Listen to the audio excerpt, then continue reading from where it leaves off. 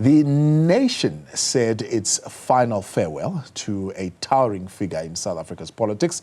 Former cabinet ministers and long-time ANC leader Pravin Gordhan has been laid to rest.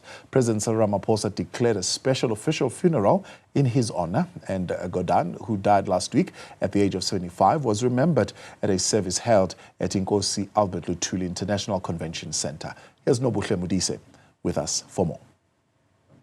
A somber mood enveloped the Inkosi Luthuli International Convention Center as mourners honored Pravin Gordhan, a veteran cabinet minister and key figure in South African politics. Gordhan, who passed away from cancer last week in Johannesburg, is remembered for his devoted public service and pivotal role in shaping the nation's financial and political landscape. SARS Commissioner Edward Kieswetter praised Gordhan for transforming the 1997 SARS Act into a dynamic force that positively impacted the lives of ordinary citizens. He also knew that as the commissioner, as the CEO, you're one person. You need to connect to people. So not just staff. I would visit with him when we went to our offices into the regions at customs border posts, and he would take the time to listen to people, to connect to people.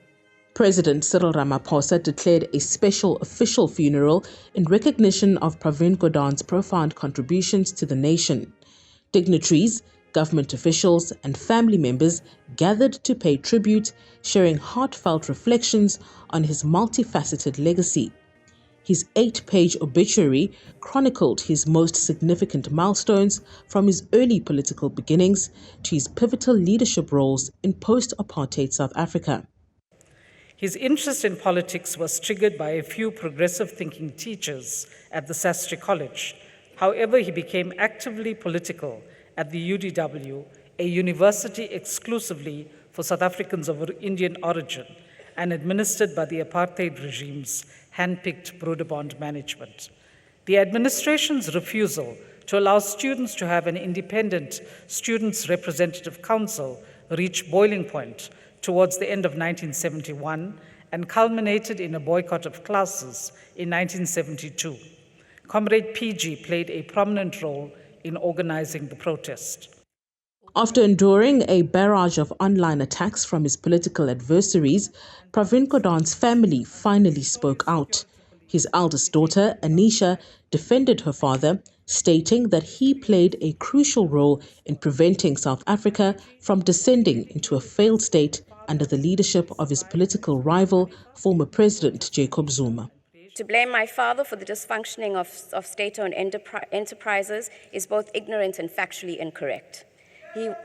He was determined. He was determined to protect the jobs at SAA, Transnet, Eskom, Denel, and he spoke endlessly of protecting families from further hardship. He did what he could and worked furiously to protect our institutions and to lay a solid foundation for future generations. He faced brutal attacks during these years. Our personal safety was compromised. Smear campaigns were designed by Bell Pottinger. Bank accounts in Canada were created, and we were discredited as a family. All of this ultimately led to many comrades and friends distancing themselves from my father and our family. Despite this, he remained unshaken and more determined than ever.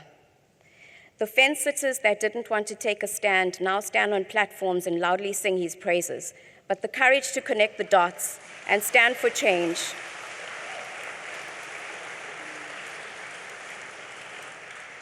came too late.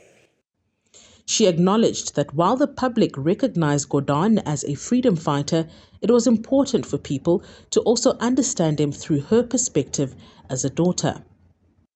President Cyril Ramaphosa emphasized Gordhan's vision and tireless work made him the ideal figure to establish and strengthen one of the nation's most vital and effective institutions. Even as a member of parliament, even as a minister,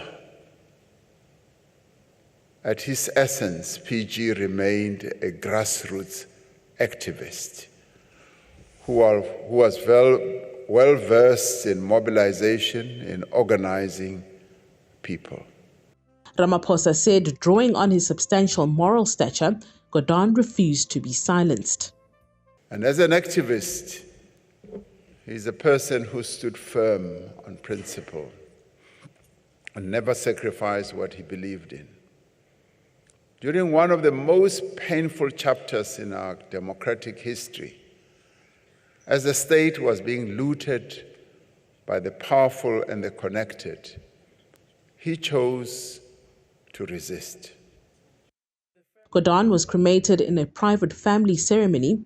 He is survived by his wife Vanita, his daughters Anisha and Priyesha, and 3 surrogate sons.